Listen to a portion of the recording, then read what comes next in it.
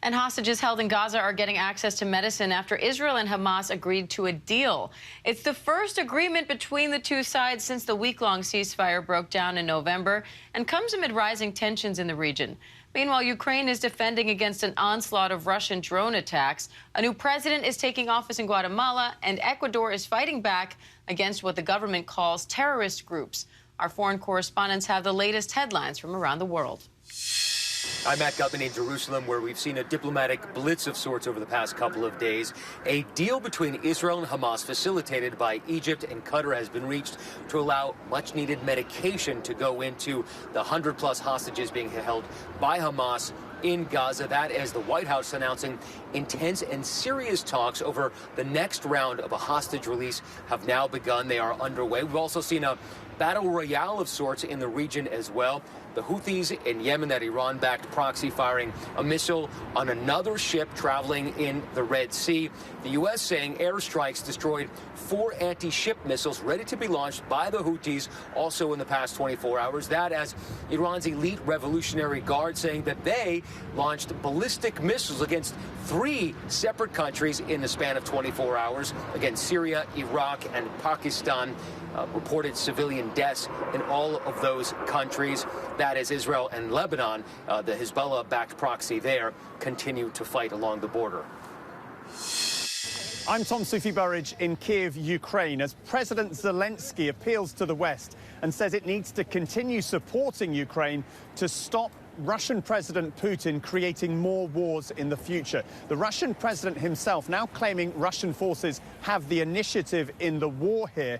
What's certainly true, we've seen it, is that Russian forces have way more firepower on the battlefield. We filmed with a Ukrainian artillery unit, those units now running low on ammunition. And we visited hospitals in eastern Ukraine where Ukrainian casualties are mounting. Soldiers and doctors appealing to members of Congress via us to continue supporting Ukraine, saying if American aid does not arrive soon, more Ukrainian lives will be lost. And it risks the war here moving in a more significant way in Russia's direction. I'm Matt Rivers in Mexico City. A new president taking office in Guatemala wouldn't seem to make headlines, but given what we've seen there over the past several months, it is extremely noteworthy. Bernardo Arévalo taking office this week after repeated attempts since his win back in August by the oftentimes corrupt political elite in that country to prevent him from doing so, doing everything from suspending his political party to threatening arrest and prosecution of political allies up until Inauguration Day, when old guard members of Guatemala's Congress use these arcane rules to try and prevent the inauguration from happening. But as we've seen so often over the last couple of months, indigenous groups coming out to protest in public in force, met also by support from the international community, who did everything they could to decry any anti-democratic actions in Guatemala. It means Arévalo did take office this week. That's a big win for democracy in Central America, even though he faces myriad challenges in governing.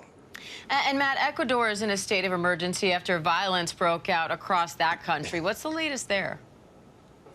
Ecuador used to be one of the safest countries in South America, but we have seen organized crime, drug-fueled violence explode in that country over the past several years, none more so than last week when we saw organized attacks by some 22 different organized crime groups across the country, the most dramatic of which an armed group taking over a state-run TV station there. As a result, a state of emergency in the country, with the president taking the extraordinary step of declaring internal armed conflict. That's an official designation in Ecuador that's allowed the president to put the army onto the streets and, crucially, into the country's prison, where so much of this organized crime activity is organized out of. How this plays out, will the army and the government be able to take the upper hand against these organized crime groups? We're going to have to wait and see. This is a country we're going to be watching very closely, Diane, over the coming weeks and months.